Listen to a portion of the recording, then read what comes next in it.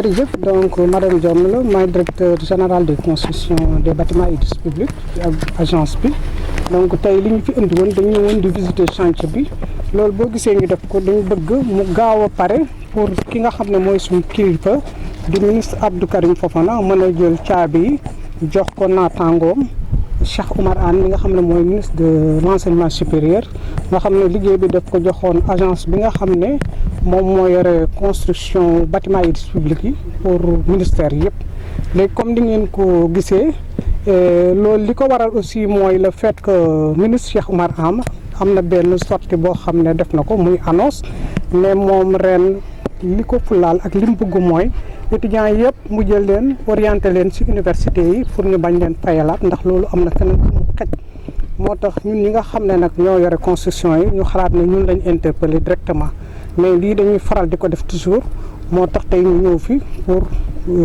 activer travaux yi ndax ñu pare balaa école di ubbi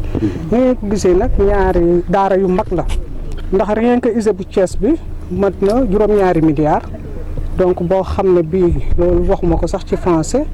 cofinancement la entre banque mondiale ak état bi benn partie bi banque mondiale moo ko def mais bor la boo xam ne état bi daf ko war a fay bi ci des moom la ñuy wax contrepartie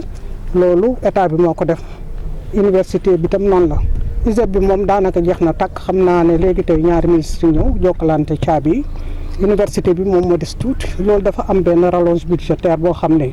ministre ñu ngi koy toppatoo ci ministre des finances te yaakaar naa ne su ñëwee rek ñu fay entreprise bi moom nee nañu fii ak décembre dina yeggali liggéey bi yëpp pour étudiants yi mën cee dugg. loolu ñaari point la mooy problème mu finance boobu moo wax ensuite impense yi mooy tool yi nga xam ne dañ ko fee fekk te loolu banque mondiale daf ci tenir mais nit ki li mu moom daal nañ ko lijjanteeg moom ba fay ko léegi ISEP bi moom fay nañ ci juróom-ñaar fukki milliards ak juróom-ñaar fukki millions ak juróom-ñett 118 millions fay nañ ko borom tool yi donc libéré nañ ko dinañ mën a defar mur de clôture bu mu jeex bii aussi ñu ngi koy lijjanti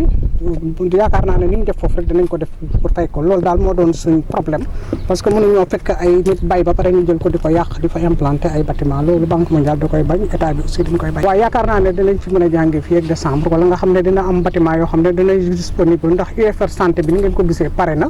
ba directeur bi mi ngi wax sax nañ ko defal benn réception boo xam ne bi partiel lay doon genn wàll gi ñu réceptionné ko jox ko mu dugal ci étudiants yi ñu jàngee fi madame Fossou Diop Dione directeur général de l'agence des constructions des bâtiments et édifices publics. Merci donc, comme vous le savez, on est venu aujourd'hui pour faire une visite de ces chantiers-là, pour voir l'état d'avancement des travaux, afin de permettre à notre ministre de tutelle, Abdou Karim Fofana, de remettre les clés des infrastructures à son collègue Cheikh Oumar Anne, ministre de l'enseignement supérieur, qui est le maître d'ouvrage. Donc l'agence et le maître d'ouvrage délégué ont été chargés donc de réaliser tous ces travaux. Donc comme vous le savez et comme vous l'avez vu, pour ce qui est de l'ISEP,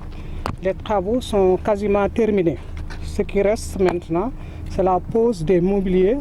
en demeure dans les amphithéâtres.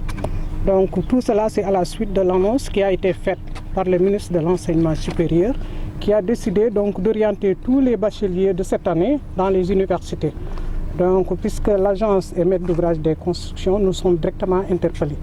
Et ce qui est sûr, l'ISEP sera livré très bientôt. Pour ce qui est maintenant de l'université, il ne reste que des travaux de finition. Ce qu'on attend, c'est une rallonge budgétaire qui doit émaner du ministère de l'Enseignement supérieur,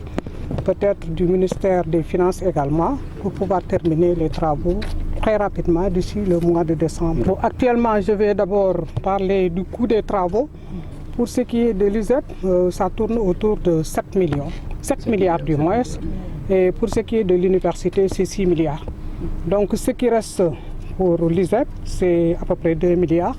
Et pour ce qui est de l'université, ça fait moins de cela. Voilà, dans l'université, en grosso modo, pour l'université, il reste à peu près 600 millions. Et l'État est en train de faire le maximum pour que les crédits soient mis dans le compte de dépôt de l'agence pour nous permettre de